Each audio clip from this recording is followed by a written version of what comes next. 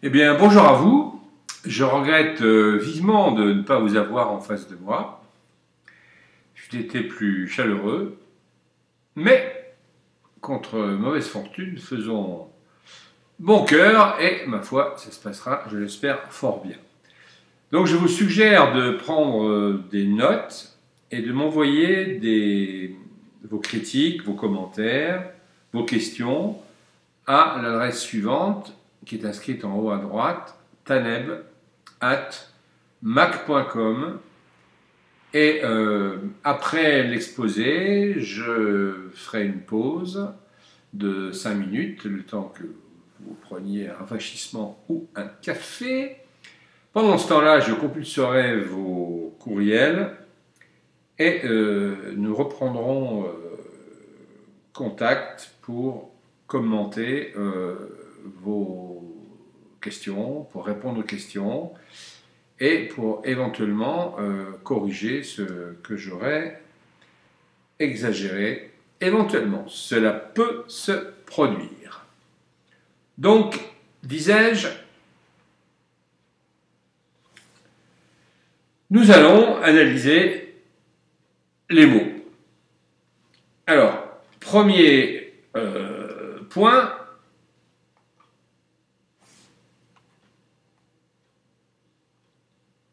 c'est un peu lent, pardonnez-moi, un préambule tout à fait nécessaire.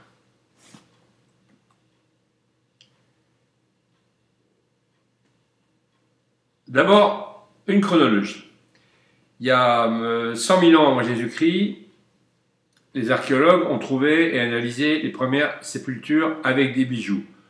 Moins 100 000, il y a quelques hypothèses sur de telles trouvailles qui datent de moins 200 000.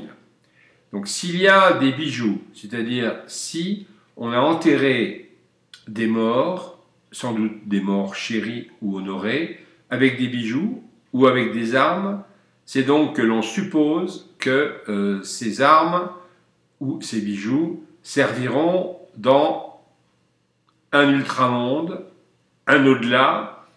C'est donc déjà la preuve d'une certaine métaphysique.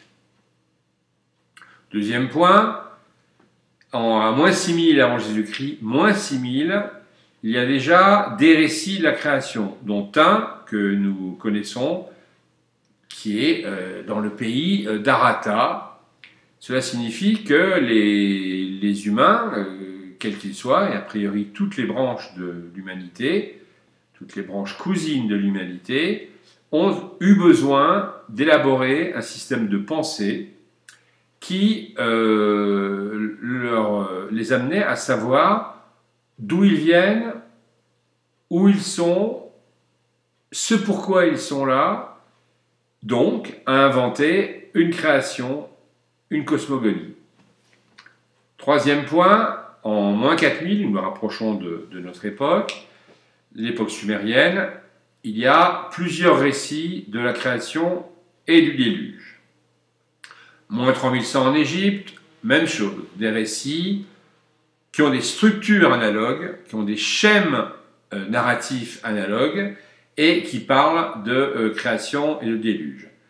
Ensuite, à Sumer et à Babylone, même type de récit, avec qui plus est une figure de type adamique, une figure de type féminine, Lilith ou Ève dans la tradition biblique archaïque, et même l'idée d'un péché originel. C'est-à-dire que les hommes ont forgé, alors ou ont forgé ou ont reçu de la part de Dieu, hein, je vous laisse le soin de choisir, hein, cette idée que l'homme a un péché à rattraper, ce qui de fait donne une ligne directrice éthique, métaphysique et éthique à la conduite de sa vie.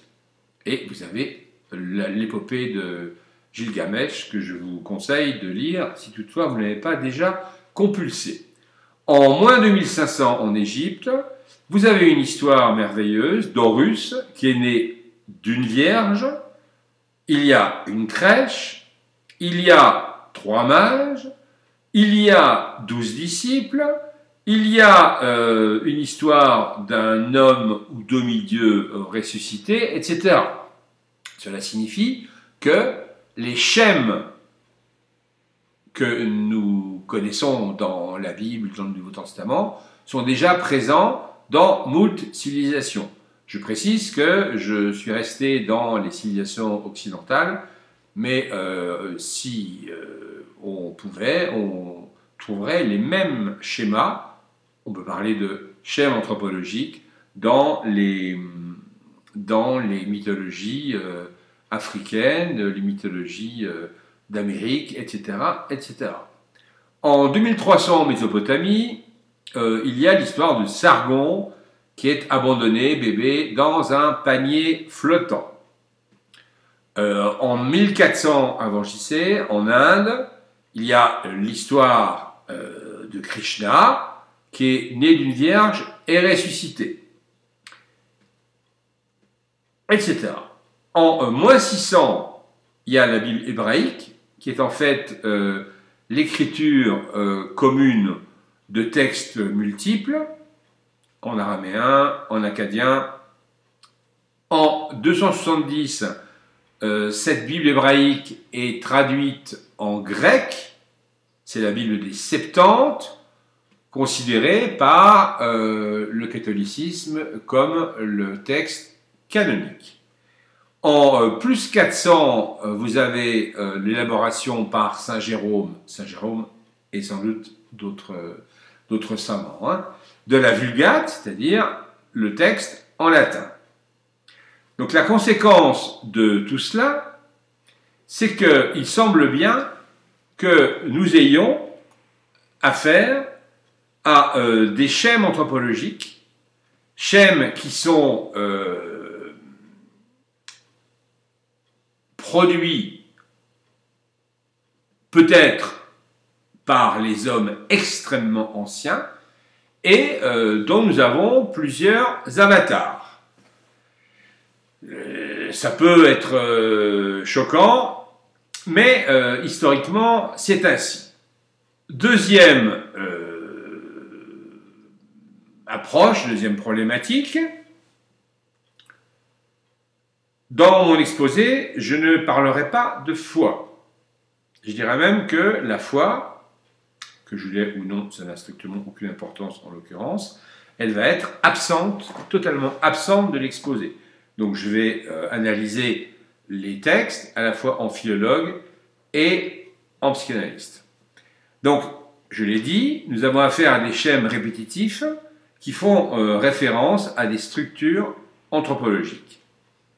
Les Septante, en ce sens, c'est l'inscription et la cristallisation de ces schèmes multiples, dans un texte écrit en grec.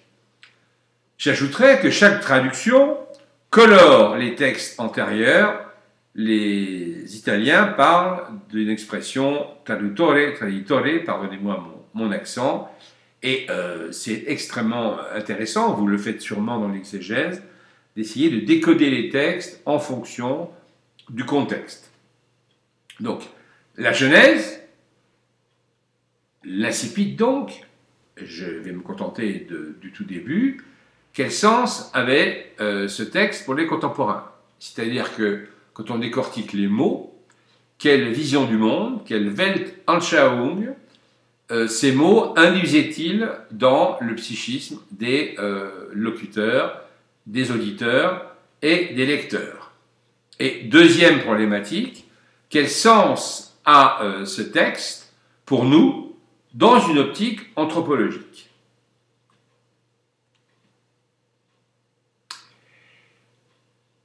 Le sommaire de l'exposé de ce jour, eh bien, il est très simple. Nous commencerons par une approche synchronique contextuelle, donc une analyse des mots, et en deux, une approche diachronique.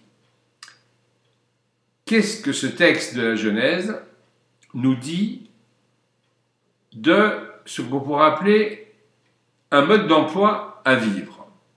L'idée, c'est qu'une mythologie, en l'occurrence un texte sacré, mais toute mythologie répond aux angoisses des hommes, avec l'homme étant inchangé, des réponses quasiment inchangées. Alors certes, chaque corpus, chaque mythe, chaque religion a une optique. Elle est à la fois conceptuelle et elle est à la fois un pari sur, j'allais dire, la grâce efficace, pour parler comme les jansénistes, la grâce efficace dans la vie de tous les jours et la gestion des angoisses, la gestion de l'éthique, la gestion des espoirs que nous pouvons éventuellement forger.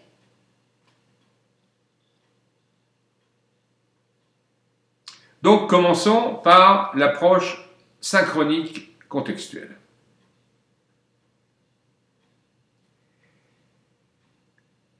Alors, je présente, avant d'analyser le texte grec, qui va être l'objet premier de l'étude, par donner quelques traductions, histoire de comprendre que dès les premières traductions, eh bien, chaque époque a coloré, je ne dis pas trahi, mais a coloré le texte.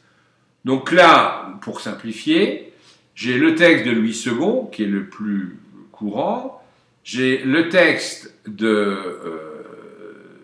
Darby, le texte de la Vulgate, le texte de Westminster, le texte des Septante et le texte de Chouraki. Il suffit de les lire pour voir que vous avez un certain nombre de petites nuances. Et nous allons essayer d'analyser les nuances. Les nuances, comme dit Nietzsche, qui sont comme une éléphante enceinte. C'est-à-dire que ces nuances, qui sont a priori peu importantes, en réalité présentent une vision du monde, une vision de la création du monde en l'occurrence, extrêmement variable. Donc commençons par le début. Enarche epoiesen theos ten uranon kai tengen. La traduction classique de Louis II, au commencement, Dieu créa les cieux et la terre. Alors dans le détail, Enarche, la traduction au commencement, c'est déjà une simplification. Il existe en grec d'autres expressions pour dire en premier lieu. Dans le mot arché, il y a l'idée de commencement, certes, de point de départ, certes, mais aussi, plus subtilement, d'autorité. Pensons au radical archein, qui signifie commander, qu'on trouve dans monarque, etc., etc. Deuxième remarque, au théos. La plupart des traducteurs mettent Dieu sans article avec une majuscule.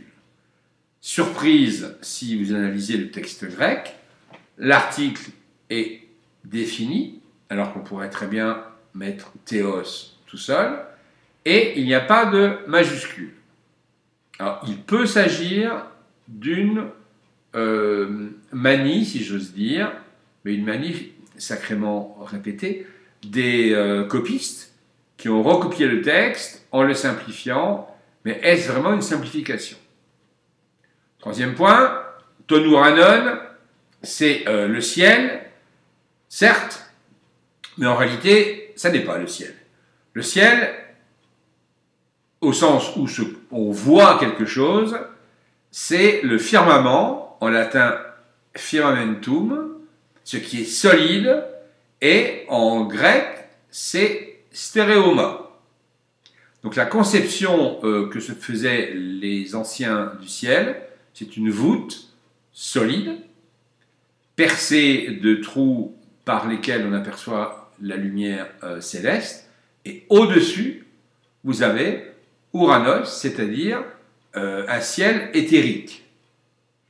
Bien évidemment, depuis les avancées de la science, nous voyons, nous percevons, parce qu'on perçoit comme on sait que les choses doivent être, par une série de biais qui agit sur notre propre perception.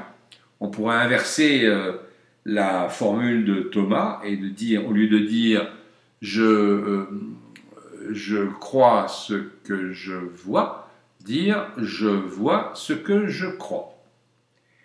Et la traduction très précise mais lourde serait, pour commencer, le Dieu fit le ciel et la terre. Pourquoi mettre fit? Eh bien, c'est parce que poiein, le mot grec, ici à l'aoriste et poiesen, est un mot extrêmement banal.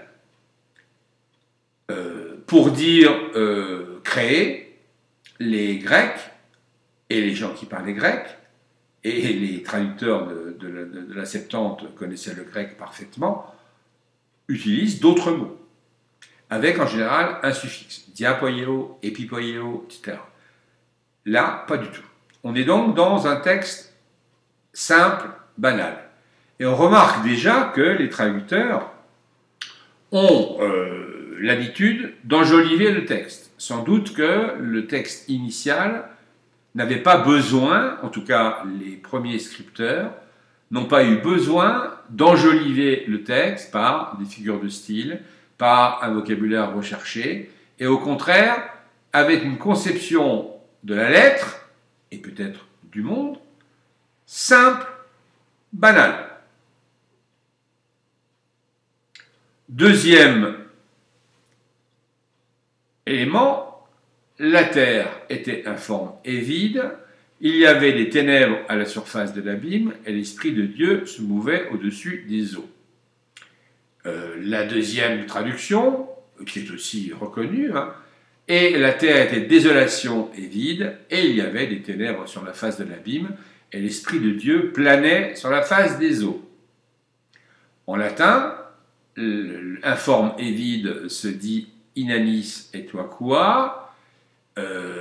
Planait, en fait, c'est simplement le verbe être, qui est d'une banalité, j'allais dire, affligeante. Et ferebatur, ça n'est pas planer, c'est se porter au-dessus, était porté au-dessus. Et la traduction de Chouraki en 7, qui elle est essentiellement poétique, la terre il est tohu-bohu, nous verrons pourquoi il met tohu-bohu, une ténèbre, nous verrons pourquoi il dit une ténèbre sur les faces de l'abîme, bon là il est passé au pluriel, et le souffle d'Élohim planait sur les faces des eaux. Voyons le texte grec des Septante. Endegen aoratos, kai akataskoastos, kai skotos epanu, tesavusu, kai pneumatou, apefereto, epano, tu udatos. Première remarque, la traduction de second, la terre était informée vide, on l'a vu tout à l'heure. Première remarque, aoratos signifie littéralement non vu. Alpha privatif est le radical de orao qui veut dire voir. Akataskoastos, littéralement, c'est non travaillé, non équipé, brut.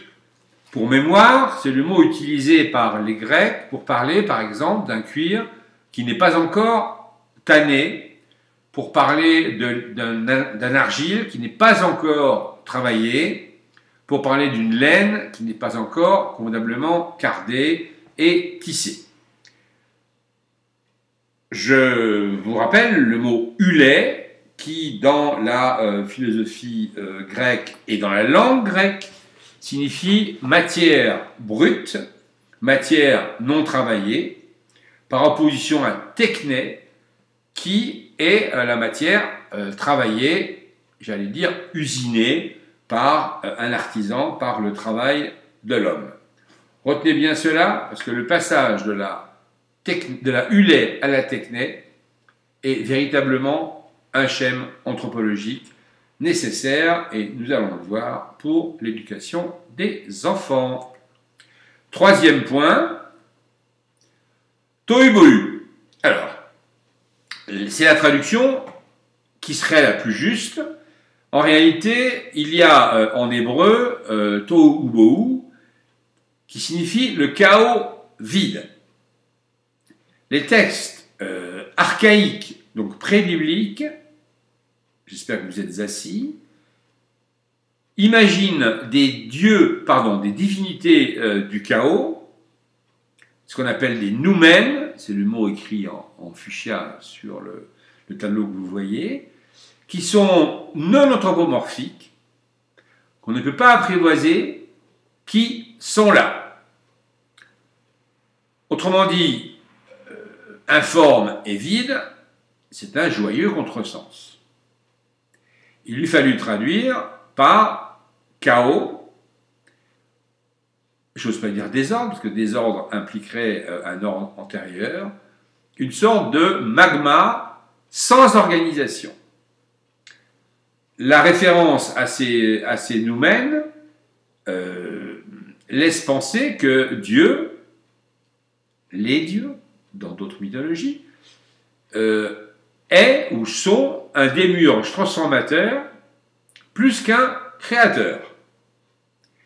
L'histoire des civilisations montre partout, c'est une constante, donc un schème anthropologique, montre que les divinités archaïques sont des noumens non anthropomorphiques.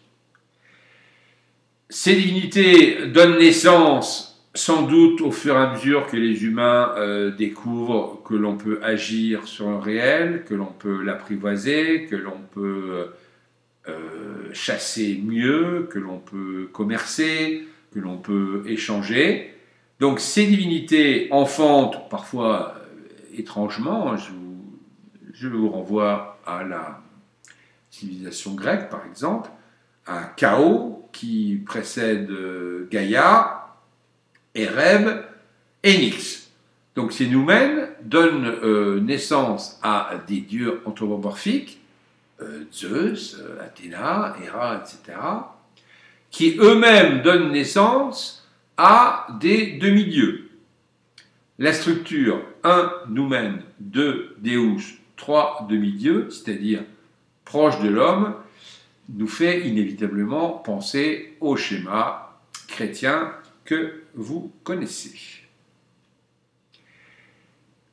Quatrième remarque, il n'y a pas d'article devant skotos. Alors que skotos, quand on parle de la ténèbre ou des ténèbres, on peut dire to skotos en grec. Ça signifie qu'on parle ici, les premiers scripteurs, parlent d'un concept général.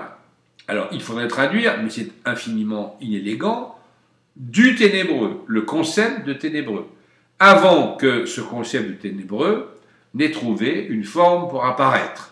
Je vous renvoie à Aristote et à la problématique de la substance et de l'attribut. Tout ceci sera analysé dans une prochaine conférence. Voilà. La problématique a été reprise au XIIe siècle. Si vous avez en tête la querelle des universaux, je la résume rapidement. Comment penser le blanc, donc le concept de blanc, on dirait du blanc, sans article, sans penser à un objet blanc. Eh bien, dans les cosmogonies, le noumen engendre des concepts qui n'ont pas encore besoin de forme pour exister.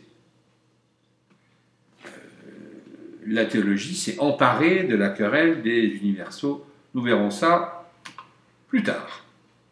Abussu, littéralement, sans fond. Alpha privatif et un mot qui veut dire le fond. Pneuma, alors, il y a plusieurs approches pour dire esprit, nous le verrons dans quelques secondes. Et enfin, epiphéréto, c'est un verbe plat, trivial, epiphéro, c'est un verbe totalement courant, qui n'a rien de poétique et qui participe du registre commun. Alors évidemment, la question c'est les traducteurs. Pourquoi ont-ils eu le désir d'enjoliver le texte? C'est-à-dire de rajouter de l'esthétique à un texte qui, je l'ai déjà dit plusieurs fois, est plat. Ça n'empêche pas qu'il soit profond, bien évidemment. Donc la traduction que je propose, s'il fallait faire une traduction extrêmement mot à mot, or la terre était non vue et non travaillée, du ténébreux était au-dessus du sans fond, et l'esprit ou un souffle, nous verrons tout à l'heure, de Dieu était porté ou se portait au-dessus de l'eau. Alors, j'annonçais une réflexion sur le mot esprit. Alors, en réalité, vous avez en latin comme en grec 5 mots que nous traduisons, parfois d'ailleurs en simplifiant à l'extrême, par esprit. Vous avez anima, qui vient comme animus du grec animos, qui signifie souffle. C'est le souffle vital fluide, liquide, subtil et considéré comme féminin. Il a donné le mot âme, sans doute par allusion au dernier souffle. Je vous rappelle qu'au Moyen-Âge, c'est le cœur qui est censé être l'organe principal, au XXe, c'est le cerveau, et au XXIe, la vie cellulaire. Cela dit, anima implique une fluidité, et dans les textes, on trouve anima dans le sens de l'empathie. C'est-à-dire que c'est une manière de percevoir l'autre qui est extrêmement subtil. Deuxième mot, animus, esprit masculin, puisque c'est du genre masculin, avec un contour, d'où le sens de courage ou de cœur. Quand on dit que quelqu'un a de l'animus, il y a à la fois du courage, un contour et du cœur. En grec, c'est le mot thumos, qu'on trouve dans cyclotimique, par exemple. Troisième mot, spiritus. Alors là, ça vient de spiro, qui veut dire souffler, c'est le souffle qui gonfle, ça veut dire respirer. En fait, c'est l'esprit organisateur. Dans la Genèse, spiritus dei, en grec pneuma, ça signifie que le souffle de Dieu est un souffle organisateur. Vous remarquez que les scripteurs n'ont pris ni anibos, ni thumos, ils ont pris pneuma. Quatrième concept, ingenium, qu'on traduit aussi par esprit, mais encore une fois en simplifiant à l'extrême. C'est un esprit ingénieux, industrieux, c'est la ruse, c'est l'astuce, c'est l'intelligence heuristique, c'est la métisse. Le système D, si j'ose dire. Je vous rappelle que Métis, c'est la déesse de la ruse chez les Grecs, et c'est la mère de Poros, qui signifie l'expédient, ce qui résout les problèmes, le système D, et le père, c'est Peña, et avec le père, Poros engendre Eros, qui donc est l'amour, qui est le fils du manque, et de ce qui comble le manque. C'est joli, n'est-ce pas? Cinquième concept, mens. Alors, c'est aussi traduit par esprit. C'est la manière dont on vit un événement. On pourrait traduire par l'humeur, le mood. Les Grecs ont un mot exceptionnellement intéressant pour dire cela. C'est l'éthos. C'est l'état d'esprit, c'est l'atmosphère que l'on induit ou dont on souffre. Et ça peut se traduire par une sorte de volonté. Je rappelle que ce mot sert à servir à constituer en français tous les adverbes en ment, et puis mentalité évidemment. Donc, de ces 4 mots, le mot choisi c'est spiritus. Ça signifie que chaque fois que vous entendez le mot pneuma ou le mot spiritus, vous devez penser à un souffle qui a des contours, qui organise, qui donne forme. Qui donne forme à quoi? Eh bien, c'est simple, qui donne forme au concept qui, jusque-là, participait du noumen, c'est-à-dire qui était informel. Voilà. Petite réflexion sur tohu, parce qu'il y a un mot qui est très très courant dans la Bible et dans le Nouveau Testament, c'est le mot eremos, qui veut dire désert, qu'on trouve en quantité phénoménale, au moins 150 fois. Au moins 150 fois. C'est comme si le désert était un avatar du tohu-bohu initial. C'est-à-dire que régulièrement, l'homme, soit individuellement, soit collectivement, soit en tant que ethnos, c'est-à-dire en tant que tribu, sur la traduction classique, se retrouve dans le désert. Je cite quelques occurrences, mais bien évidemment, il y en aurait bien plus que ça. Alors, dans Jean, moi, dit-il, je suis la voix de celui qui crie dans le désert, aplanissez le chemin du Seigneur, comme a dit Ésaïe, le prophète. Le mot, c'est RMO, et c'est intéressant, parce que les prophètes, souvent, crient ou parlent dans le désert. Et ils servent d'interface, si j'ose dire, entre l'ancien tohu-bohu, qui est chaotique, informel, et le nouveau monde, qui est peuplé, qui est travaillé par les hommes. Je rappelle que Dieu a créé la terre ut operatur. Pardon. Deuxième citation, dans le Deutéronome, il l'a trouvé dans une contrée déserte, dans une solitude, aux effroyables hurlements. Il l'a entouré, il en a pris soin, il l'a gardé comme la prunelle de son œil. Vous connaissez les textes sûrement. Même remarque que tout à l'heure. Troisième occurrence, psaume, il change les fleuves en désert et les sources d'eau en terre desséchée. Alors, de la même manière que le tohu-bohu était en grec non travaillé et non vu, eh bien, le désert est considéré comme privé de tout, de nourriture, d'eau, voire même de forme.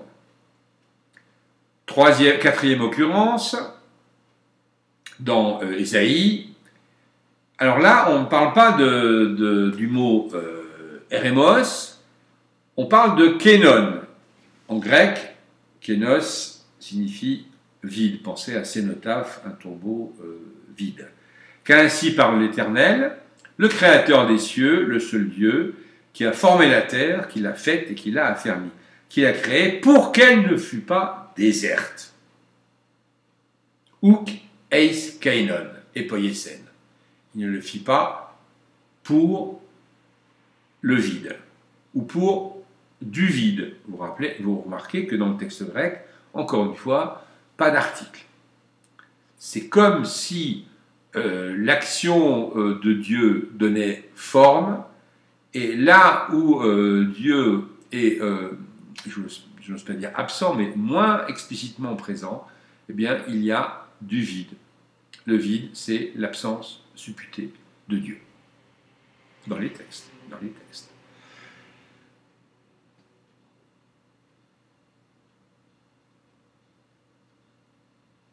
Verset suivant, Dieu dit que la lumière soit, et la lumière fut. La traduction est belle, elle est élégante, elle est souvent citée en tant que telle. Shoraki est plus poétique, Elohim, en plus Elohim au pluriel, parce qu'en hébreu c'est au pluriel, dit une lumière sera, et c'est une lumière. Là, vous devez reconnaître que Shoraki, il s'éloigne du texte, enfin, d'une lecture littérale du texte. Voyons ce texte tel qu'il a été écrit, Kai eipenotheos, geneteto phos, Kai egeneto phos. Donc je redis la traduction de second. Alors, gignomai signifie devenir, naître, avoir lieu, se produire, arriver, advenir, se manifester. On a ici affaire à une forme extrêmement ambiguë du point de vue de la langue grecque, puisque c'est un impératif aoriste. Alors, je vous rappelle qu'en grec, les temps ont une valeur d'aspect qui est bien plus développée qu'elle n'est en français. En français, il nous reste l'imparfait, qui est la durée, la répétition. Il nous reste, par opposition au passé simple, qui est un acte ponctuel. Mais c'est beaucoup moins important que ça n'était en grec. Quand on dit geneteto phos, comme d'ailleurs dans la phrase Kyrie eleison, le choix de ce temps implique de manière explicite qu'il faut que ce soit vite fait. C'est-à-dire que ça implique une urgence. Urgence que nous avons du mal à traduire par notre impératif français, qui est tout simple. Et puis, vous avez une forme dite passive, enfin elle est moyenne passive. Si on réfléchit bien, la lumière est à la fois active et agit. Ça pose le problème de l'autonomie de la lumière par rapport au créateur. Le concept est relativement difficile à saisir. Ces verbes, ce mode moyen passif, en grammaire grecque, correspond à une action où le moi est extrêmement impliqué. Vous avez tous fait du latin, bien évidemment. Souvenez-vous des verbes déponents. Les verbes déponents, il n'y en a pas énormément. Hein. Ils ont une forme passive et un sens actif. Si on gratte les éléments sémantiques subtils, on s'aperçoit que ces verbes-là impliquent nécessairement un moi. Par exemple, patior, j'éprouve ou je souffre. Par exemple, arbitror, j'estime, je juge. Par exemple, fateor, j'avoue. Et fruor, je jouis. Ces 4 verbes impliquent nécessairement l'implication du moi. Alors qu'on pourrait dire qu'il y a des actions où le moi n'est pas investi. Ainsi, Thucydide fait un jeu de mots qui est totalement intraduisible en disant « tel général a signé un traité de paix, mais n'a pas signé un traité de paix ». La traduction, ce serait cela. Pourquoi ?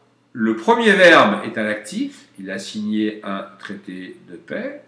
Le deuxième est au moyen, mais il n'a pas signé un traité de paix en étant investi réellement dans ce choix.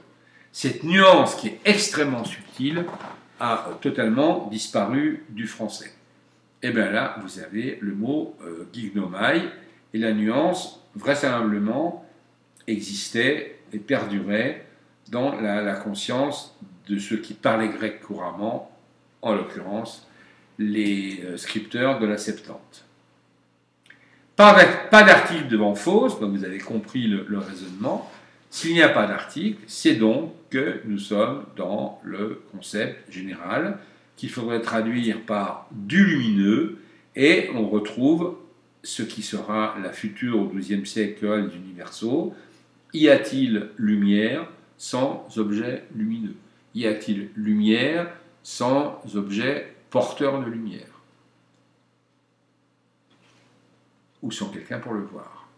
Vous remarquerez, je n'insisterai pas, mais que la physique quantique s'est appropriée cette problématique en disant que la connaissance, que l'objet appréhendé est modifié par l'outil qui analyse l'objet.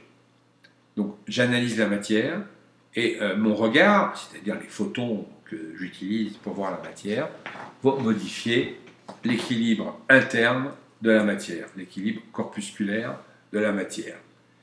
C'est extrêmement intéressant parce que ça nous ramène à l'idée théologiquement subtile d'un Dieu avant la création qui est dans le concept pur, comme dirait Kant, dans le noumen, comme dira Kant, et que l'action de la création, c'est de passer du noumen au phénomène. Donc la traduction que je proposerai, c'est « Et le Dieu dit que soit de la lumière, voire même du lumineux, et de la lumière ou du lumineux fut. »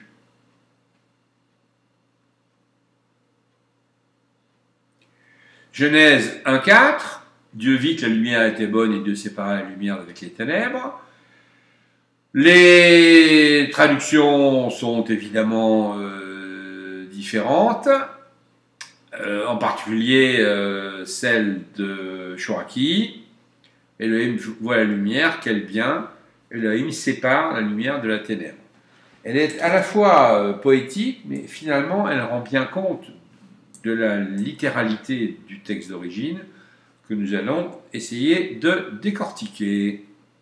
Donc, kaïden o théos to phos o tikalon, kai diécorician o théos, anameson tu photos, kai anameson tu scotus. Dieu vit que la lumière était bonne et Dieu sépara la lumière d'avec les ténèbres. Traduction de Louis II, comme les autres. Alors, tophos, alors là, il y a un article. Pourquoi maintenant il y a un article? Eh bien, la réponse est claire si vous avez intégré ce que j'ai dit précédemment.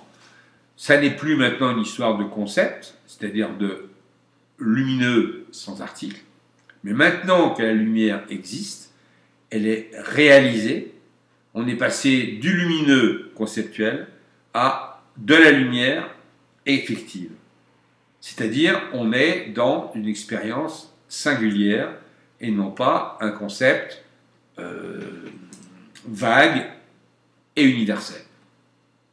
Deuxième remarque, tous que tous, même chose, même analyse. Tout à l'heure, nous avions Skotos sans article. Maintenant, nous sommes passés à l'article, c'est-à-dire qu'on passe du ténébreux conceptuel à la ténèbre effective, voire à un objet que l'on peut mettre en face de soi, objet, visible, repérable, avec des contours. Alors là, vous avez une expression qui est assez compliquée à traduire, d'autant plus qu'elle est répétée 2 fois, anameson. Alors on pourrait se dire, d'accord, c'est une sorte de licence poétique, mais nous avons vu que dans ce texte de la Genèse, comme d'ailleurs dans le Nouveau Testament, eh bien, il n'y a pas énormément d'effets de style. C'est-à-dire que le texte est fait pour être dit, le texte est fait pour être compris vite, et là, il y a cette répétition. Alors, littéralement, c'est de bas en haut, par le milieu. Ana signifie de bas en haut, c'est le contraire de kata, et meson signifie le milieu. Alors, il semblerait que ce soit une image extrêmement factuelle, et vraisemblablement, ça fait allusion à un geste rituel archaïque des prêtres pour séparer, un terrain, pour séparer une famille, pour séparer des amis. Il y a un geste spectaculaire qui est de bas en haut par le milieu et qui indique une séparation. Je vous rappelle l'histoire de Salomon qui suggère de couper en deux un bébé que deux mères estiment être le leur. Donc la traduction proposée, le Dieu vit que la lumière était bonne, et le Dieu sépara de bas en haut par le milieu de la lumière, et de bas en haut par le milieu des ténèbres. Nous verrons tout à l'heure, dans la deuxième partie, l'importance extrême de ce mot diakorizo, qui veut dire séparer, dans l'éducation et dans ce que j'appelais une sorte de manuel de savoir-vivre, ou de savoir éduquer. Ensuite, 1,5, Dieu appela la lumière jour, et il appela les ténèbres nuit, ainsi il y eut un soir, il y eut un matin, ce fut le premier jour. Traduction de Chouraki, Elohim crie à la lumière jour, à la ténèbre il avait crié nuit, c'est un soir, c'est un matin, jour 1. mélange, comme Chouon chez Chouraki, d'illumination poétique et de compréhension littérale. Voyons cela plus précisément. Kai kalesen otheos tophos, emeran, kai toskotos, et kalesen nukta, kai egeneto espera, kai egeneto proi, emera mia. Donc je rappelle en référence la traduction de Louis II, qui est de fait la plus grande à chaque fois. Alors, proi, c'est un adverbe. Littéralement, ça signifie dès le matin, tôt. C'est un adverbe. Attention. Mia, alors, que l'on traduit toujours par premier, eh bien, c'est un joli petit contresens. Premier se dirait proté, et c'est un nom ordinal, qu'en effet, on pourrait traduire par premier. Les scripteurs ont choisi d'utiliser le mot mia. C'est un au féminin, aesniaen. C'est le nombre cardinal.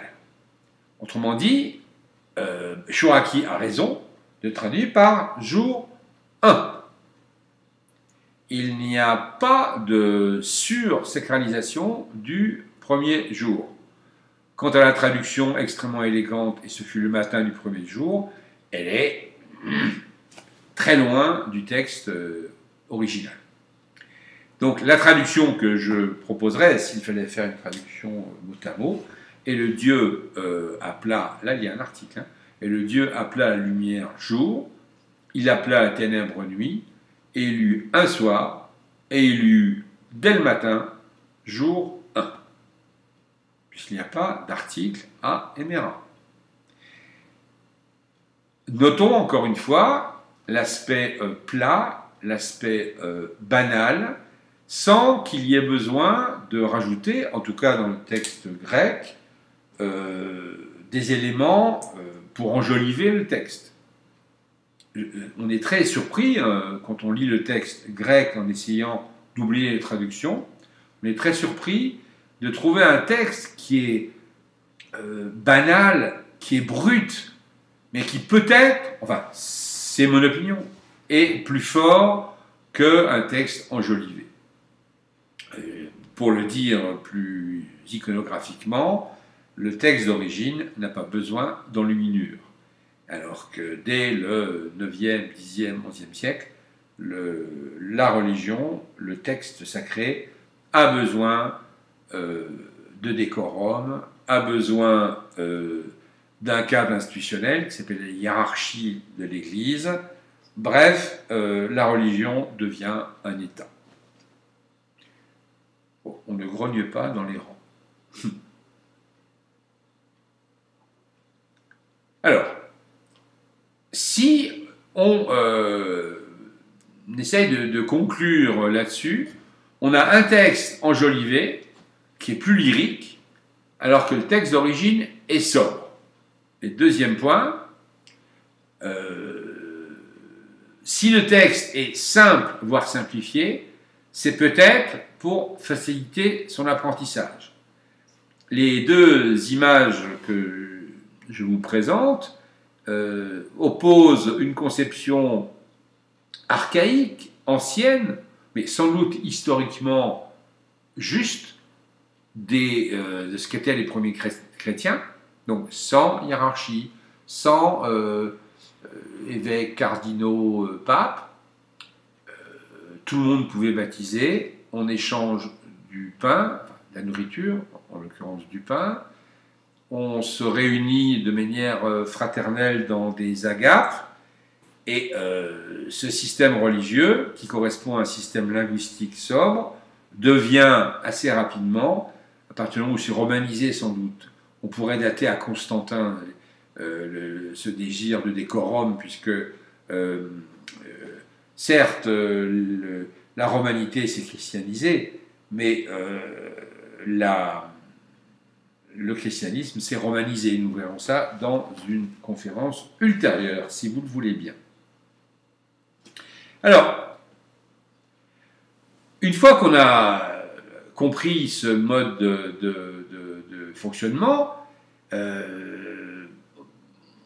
on peut attaquer, si j'ose dire, la deuxième partie de notre exposé, c'est-à-dire que on va essayer de comprendre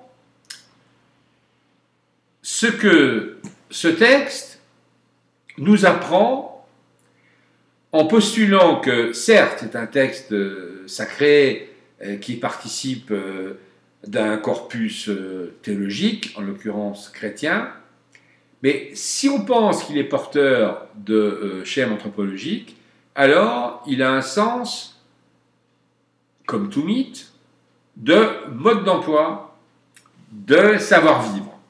Donc cette approche est peut-être iconoclaste, vous me pardonnerez, mais elle donne des lumières sur ce qu'est ce texte. Bon, ben voilà, Genèse, l'hypothèse que je fais, et ce n'est plus une hypothèse, je pense vraiment que nous en sommes là, que la Genèse, c'est un excellent modèle de parentalité.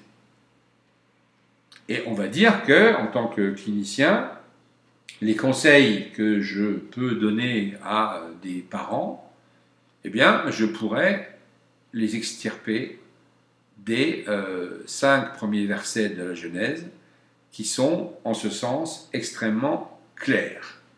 Et nous verrons que quand une famille, quand des parents oublient ces injonctions ou ces conseils, peut-être parce qu'ils sont très subtils, et qui sont intégrés dans un texte que l'on croit savoir et qu'on a oublié de redéchiffrer, mais quand on oublie ces injonctions, eh bien, on abîme les enfants, et c'est la source de pathologies que l'on peut caractériser en psychologie clinique par les troubles de l'attachement.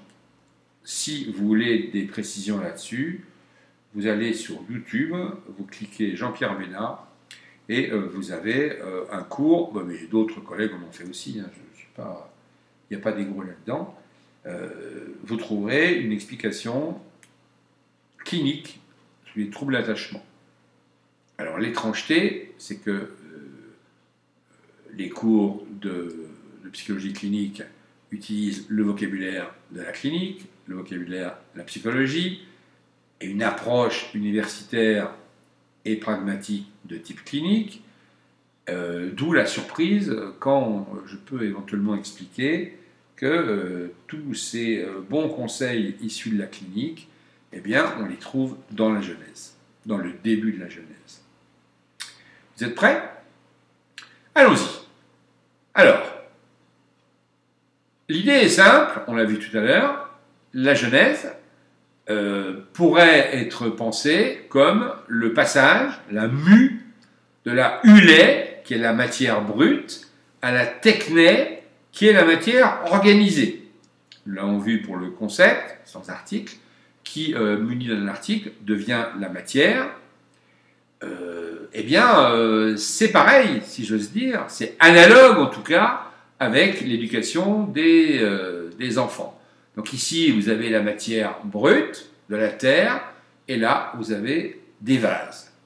Alors, pour symboliser la Genèse, on va dire que Dieu passe de l'argile, et encore, la métaphore n'est pas tout à fait juste, parce que l'argile existe déjà, la pré-argile, à la poterie achevée.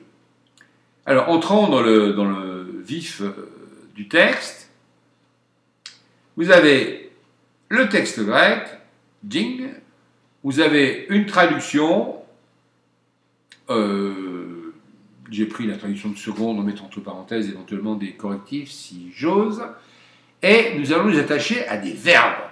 Alors, époiesen, c'est un peu le titre général, c'est-à-dire que le Dieu, il fait. On traduit par créa, mais en réalité c'est fait. Alors, premier mot, eipen. Premier verbe, il dit.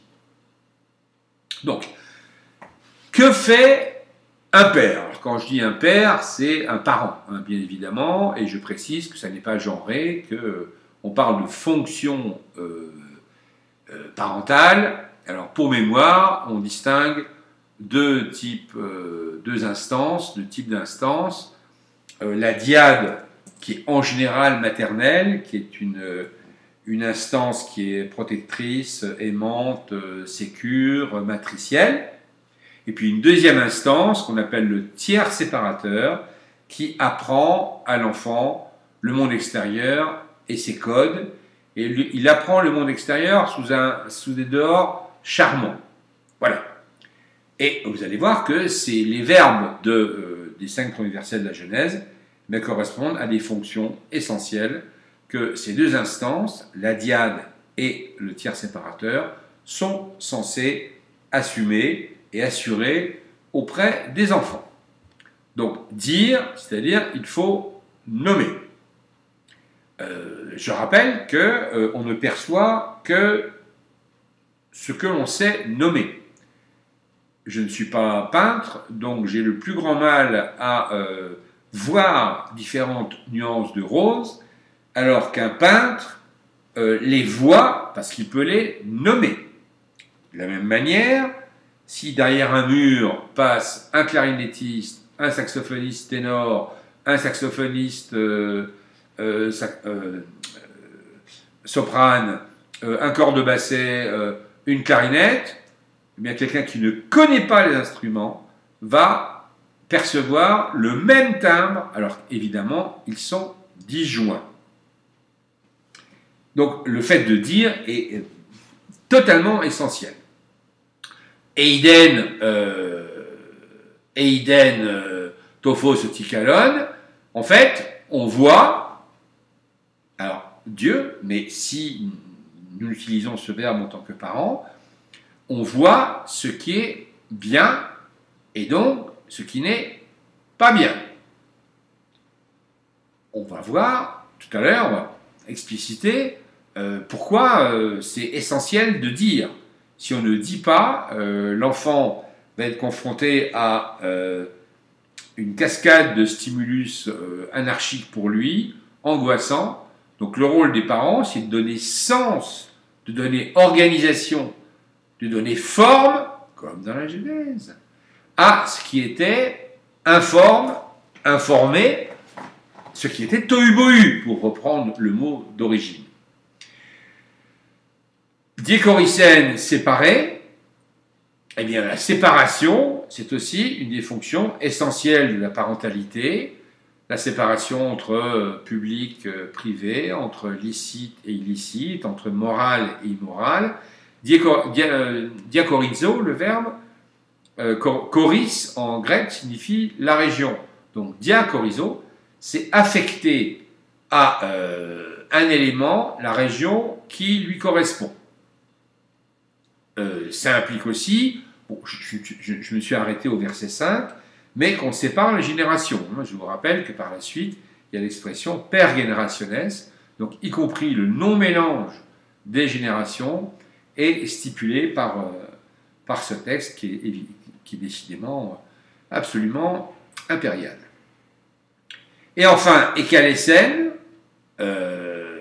quand un phénomène se produit, eh bien, il faut non seulement le dire, mais lui donner une définition claire.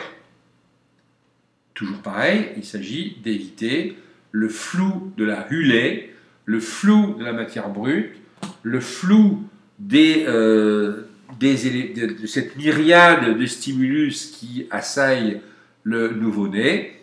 Et pour mémoire, ce discours construit par les parents, ce discours organisateur et séparateur, donc Eipen, Eiden, Diékoricène et Kalesen, techniquement, nous l'appelons le discours alpha.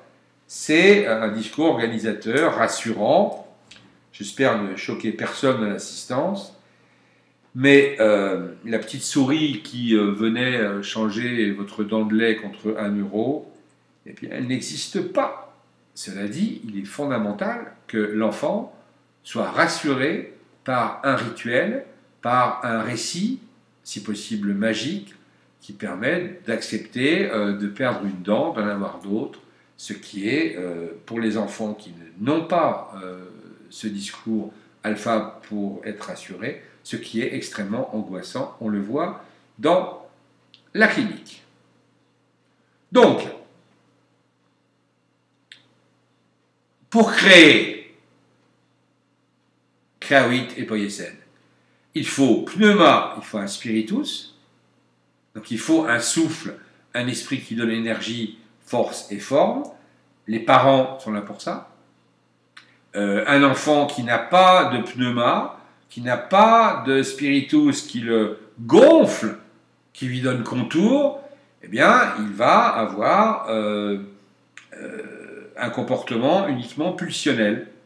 Donc il va obéir à ces simples pulsions. On parle parfois d'enfants rois, mais je préfère parler d'enfants pulsionnels, c'est-à-dire qu'il n'a pas les moyens de donner cadre, de donner forme à un désir, et si ce désir ne peut pas être réalisé, d'en faire le deuil par un discours symbolique, discours qui participe aussi du pneuma. Deuxième concept fondamental, on va tous les passer en vue, eh bien, Eipen Dixit, il faut une personne qui dise, qui induise, qui donne une direction, voire un ordre. Ça participe, dans les fonctions linguistiques, de la fonction conative.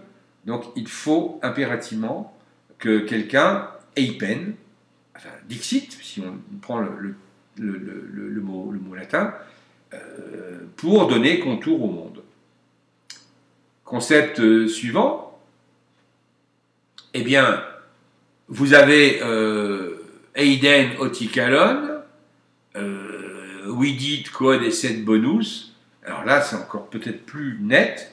Il faut impérativement que quelqu'un, qu'une parole parentale, puis adulte. Alors on parle soit de parents, soit de caregivers, c'est-à-dire les personnes qui prennent en charge l'enfant et qui l'apprivoisent au monde. Eh bien, il faut impérativement que quelqu'un dise Quod esset bona, ce qui est bon, et évidemment ce qui est mauvais. Donc ça participe du diakoritzein, puis tout à l'heure, de la séparation, et c'est évidemment essentiel.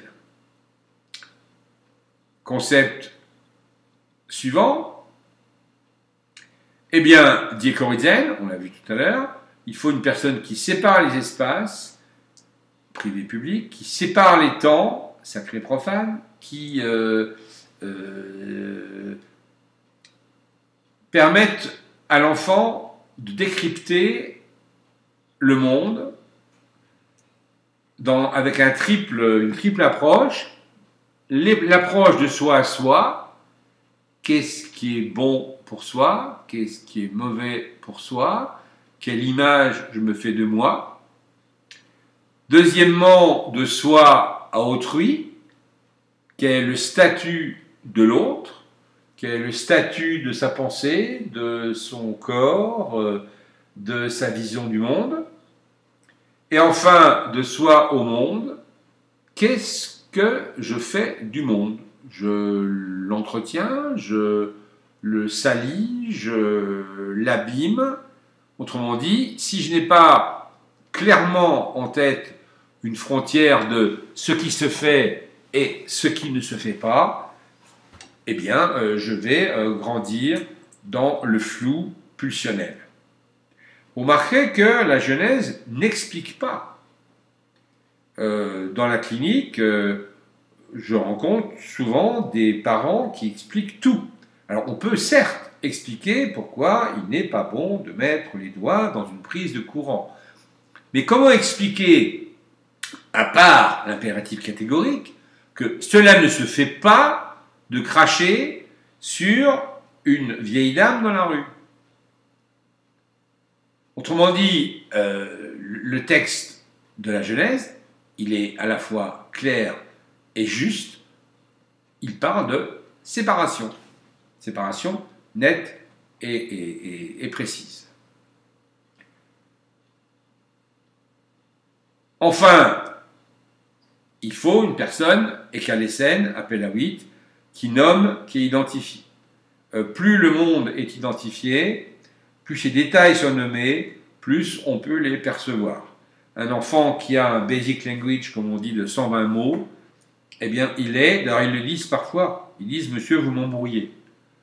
Et ils ont une lecture, mais extrêmement floue, du monde extérieur, un peu comme un myope qui poserait ses lunettes, parce que les nuances n'apparaissent pas, pour la bonne et simple raison qu'elles ne sont pas sues, et elles ne sont pas sues parce qu'elles ne sont pas parlées, qu'elles ne sont pas nommées. D'où l'intérêt de parler les fantasmes, parler les souffrances, parler les angoisses, parler les anxiétés. C'est le seul moyen de pouvoir les ranger dans une sorte de grenier mental et donc de faire le deuil, y compris par rapport à ses désirs. Si on ne parle pas ses désirs, on va être victime de ses désirs, on va être l'enfant pulsionnel et l'adulte pulsionnel.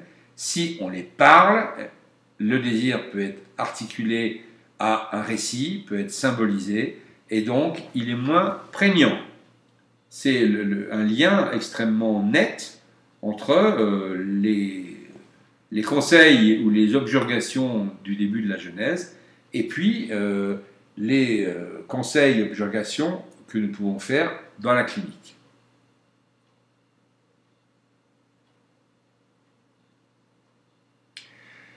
Alors, que se passe-t-il? Je l'ai déjà abordé, mais on va le revoir de manière plus formelle. S'il n'y a pas de pneuma, eh bien, l'enfant est sans âme, sans motivation, sans créativité, il est facilement instrumentalisé, il est pulsionnel, il est soumis à sa bande, la publicité et aux prescripteurs d'opinion. Vous connaissez sans doute des enfants qui n'ont pas de pneuma. Pas de pneuma exogène, je veux dire. Ça veut dire qu'ils prennent comme pneuma des pseudo-pneumas qui sont la meute, la publicité, les prescripteurs d'opinion, et ça indique qu'ils vont changer de référent régulièrement. Quand vous regardez par exemple les comptes Facebook de certains adolescents, ben, tous les 6 mois, ils changent d'autorité. Autorité au sens latin de auctoritas. L'auctor, c'est le mentor, c'est l'adulte de référence qui utilise et qui met en application les verbes que nous avons soulignés dans le texte de la Genèse.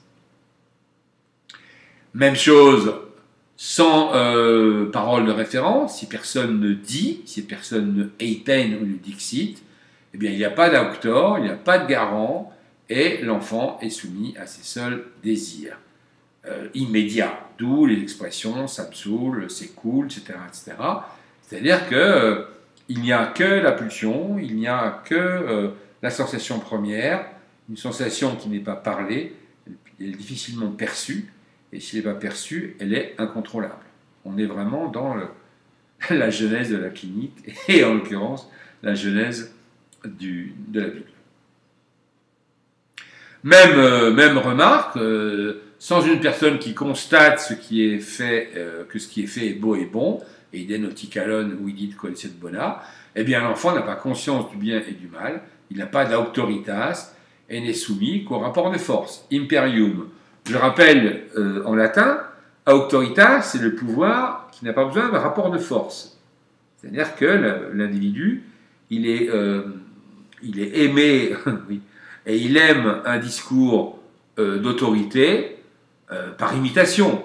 Ce n'est pas vraiment la logique du discours qui passe, mais on le sait maintenant depuis une dizaine d'années, la quantité des neurones miroirs que nous avons dans le cerveau et qui nous permet d'imiter essentiellement les gens qu'on aime et qui vous aiment. Il faut que les deux soient présents.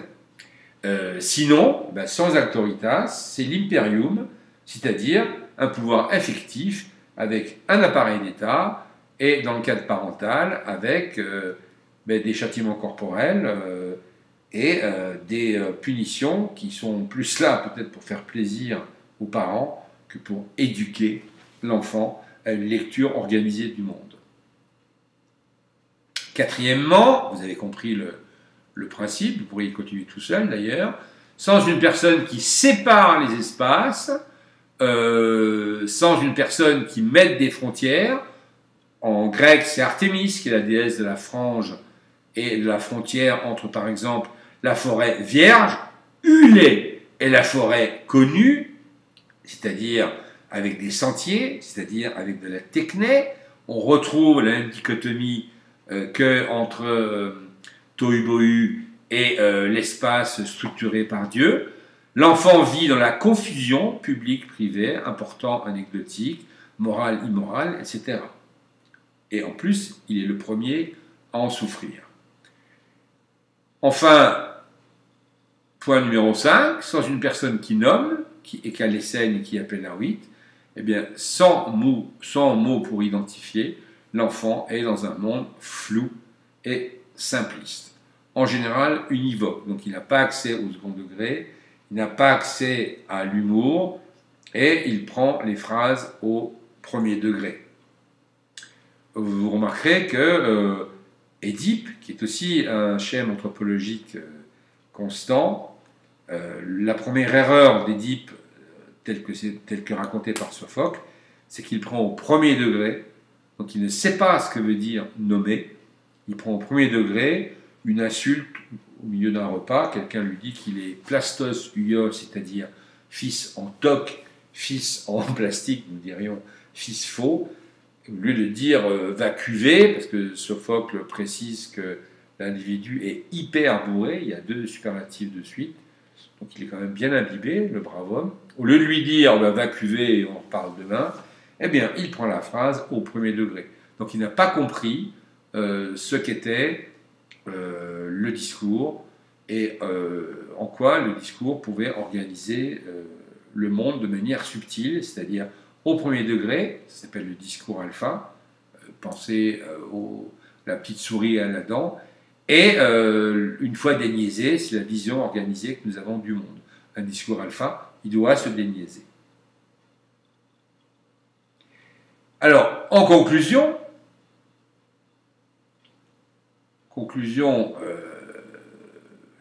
nette, les mots qui vont surgir savent de nous des choses que nous ignorons d'eux. Cette phrase de René Char, elle est poétique évidemment, mais elle dit bien la problématique du propos que j'ai tenu, c'est-à-dire que on lit la Genèse, on la récite, et vous la connaissez évidemment par cœur, mais parfois on oublie, parfois on ne voit pas, parfois on ne sait pas, on n'envisage pas ce que ces mots-là disent pour nous. Et je tenais à cette lecture réflexive, au sens il faut se retourner pour comprendre, je tenais à cette lecture réflexive pour comprendre que ce texte qui a ému et qui émeut encore des millions de personnes, il n'est pas seulement parti d'un corpus théologique chrétien, il est en même temps, comme dit notre cher président de la République française, il est en même temps un mode d'emploi extrêmement subtil, une série d'injonctions qui, si nous le comprenons et si nous le respectons, peut nous amener à avoir des enfants épanouis et heureux. Donc là, nous allons couper l'enregistrement. Nous allons faire une pause de 10 minutes. Et dans 10 minutes, je reprends contact et entre-temps, j'aurai réfléchi sur vos mails. Je vois que j'en ai déjà une bonne vingtaine. Je sens que vous avez réagi. À tout à l'heure donc.